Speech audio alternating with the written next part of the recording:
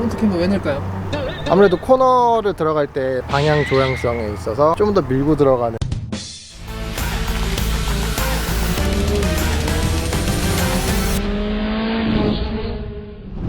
자, 드라이빙 레시피의 백이현입니다. 안녕하세요, 반갑습니다. 오늘은 아반떼에 대해서 설명을 좀 드리려고 하는데요.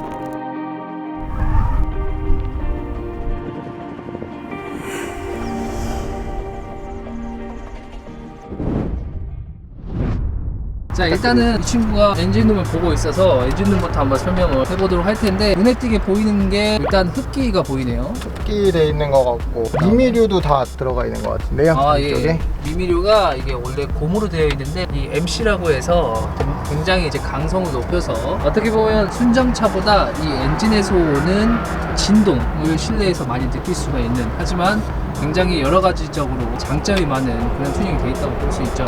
요거는 폰더 자리 아니에요? 폰더를 여기다 놓네요.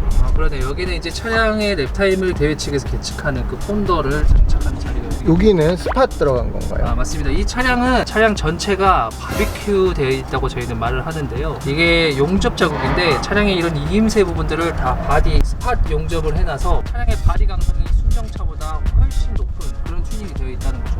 바베큐가 뭔지에 대해서 설명을 해줘야 될 것 같은데. 바베큐요.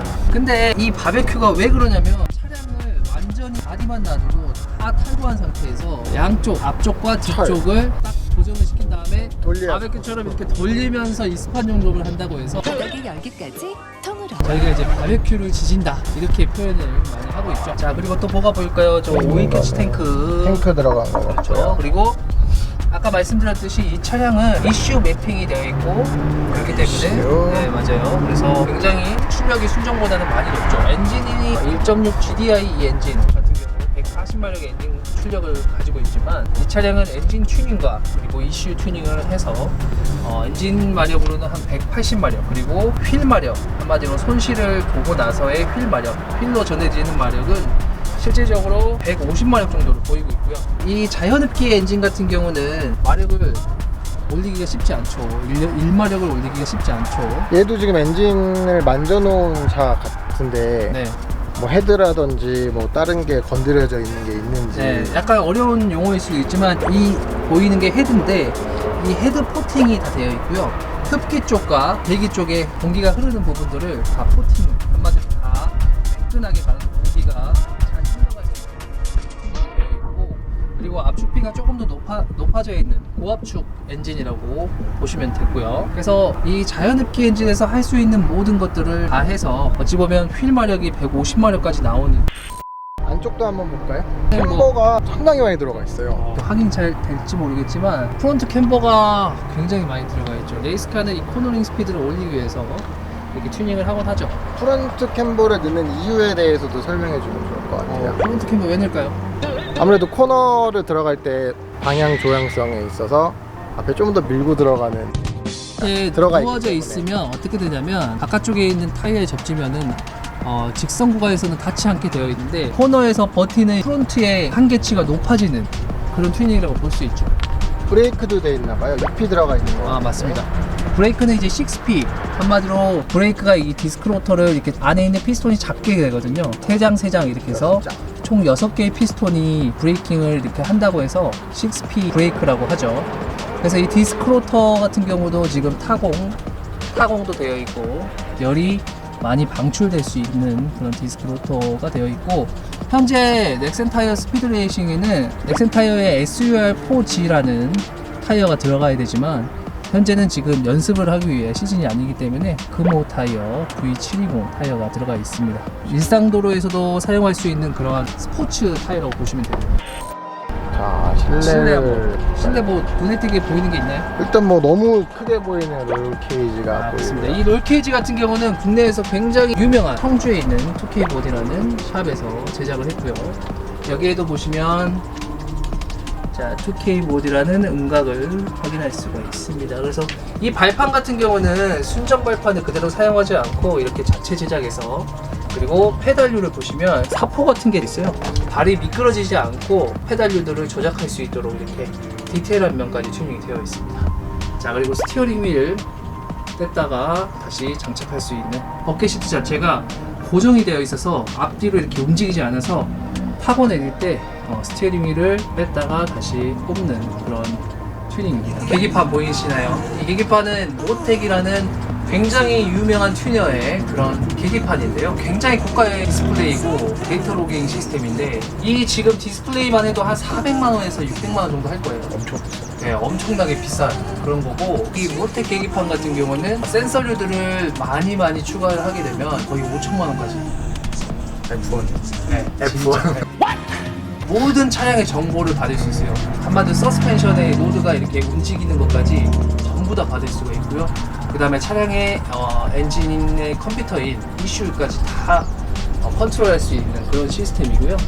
일반적으로 튜닝 하시는 분들이 많이 쓰는 OBD랑은 뭐 완전 차원이 다른. 완전히 다르죠. 왜냐면은 순정 엔진 컴퓨터 ECU를 사용을 하면 한마디로 내 맘대로 할 수 있는 게 한정적이거든요. 그래서 ECU 튜너가 훨씬 더 자기 입맛대로 할 수 있는 게 이 모텍의 장점이죠. 좀 범용성이 더 넓어진다는. 그렇죠.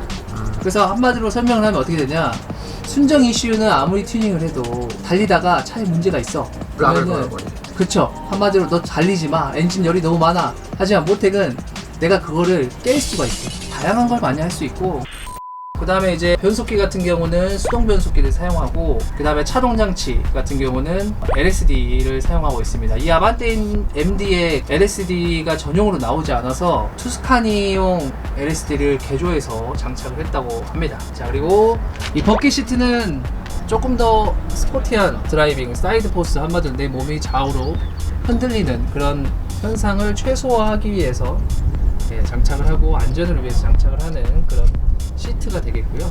배터리가 뒤로 와 있는 이유도 좀 설명해 주면 좋을 것 같아요. 자, 배터리가 왜 여기 와 있냐, 차량의 무게는 앞뒤 배분이 50대 50이 가까울수록 굉장히 좋잖아요. 그렇죠. 네, 그렇기 때문에 이 배터리 무게가 굉장히 무겁습니다. 이 정도 사이즈면 10kg에서 15kg 정도 나갈 텐데, 이게 이제 엔진룸에 만약에 있다면 굉장히 프론트 헤비한 그런 차량이 되기 때문에 밸런스가 조금 떨어질 수 있죠. 그래서 거의 대부분 이런 식으로 차량의 중심 부분에 가장 무거운 거를 배치하는 그런 튜닝을 하고 있고요. 자, 소화기, 차량이 화재가 났을 때 바로 대응을 할 수 있는 소화기 장착이 되어 있는데, 에어잭도 설명 같이 드리면 좋을 것 같아요. 네네네. 같이 보이는 이 소화기는 부분이나. 규정입니다. 이 소화기가 장착이 되어 있지 않으면 참가를 할 수가 없고. 자, 에어잭 같은 경우는 K3 편에서 제가 한번 설명을 드리긴 했었어요. 자, 근데 이 차량은 에어잭이 4군데 포인트가 아니라 3군데만 되어 있어요. 그래서 운전석과 조수석, 그리고 저기 트렁크에 보면 가운데에 하나가 있어서 굉장히 독특한 에어잭의 형태를 보이고 있고요. 자, 이 계기판은 수온, 유온, 그리고 유압을 나타내는 그런 게이지가 되고요. 자, 여기 컨트롤러가 있어서 이 컨트롤러로 피크치를 확인을 할 수 있고, 녹화도 가능해서 내가 주행하는 동안에 여러 온도들이 변화했는지 확인할 수 있는 그런 컨트롤러 계기판이라고 보시면 되고요. 자, 이렇게 경량화 작업이 되어 있습니다. 자, 원웨이 모터스포트 차량이고요. 자, 그리고 창문도 다 폴리카보네이트, 가장 강성이 좁고 깨지지가 않아요. 네, 찌그러지기만 하는 폴리카보네이트가 작업이 되어 있고, 이렇게 튜닝용 고정 장치를 사용을 합니다. 사고 나거나 했을 때 풀려버리면은 트렁크가 열리거나 본네트가 열려버리면 위험한 상황이 나올 수 있기 때문에 이런 고정 장치를 사용을 하고요. 아까 조금 빼먹은 부분이 있는데, 흡기 튜닝이 되어 있는 거 확인하셨는데, 이 배기 튜닝도 되어 있습니다. 그래서 엔진에서 바로 첫 번째 이어지는 매니폴드부터 이 엔드까지 모두 튜닝이 되어 있는 상태입니다. 자, 그리고 리어 디스크 로터가 확장이 되어 있는 모습을 볼 수 있고요. 그리고 에어잭을 여기다 이렇게 꾹 뽑아서 차량을 이렇게 들어올리는 그런 작용을 하는 시스템입니다. 이 포르텍이라는 오일이 모두 주입이 되어 있습니다. 그래서 이 차량의 전반적인 케미컬류, 엔진 오일이라든지 냉각수, 미션 오일, 브레이크 오일 여러 가지가 포르텍이라는 제품 사용을 하고 있고, 제가 참가하는 CJ 슈퍼레이스 GT1 클래스, GT2 클래스도 모두 이 포르텍 굉장히 성능이 좋은 제품을 사용하고 있습니다. 위에서도 확인할 수가 있습니다. 자, 이렇게 한국에서 가장 빠른 아반떼 MD에 대해서 디테일한 설명을 드려봤습니다. 다음에 더 좋은 영상으로 찾아뵙도록 하겠습니다.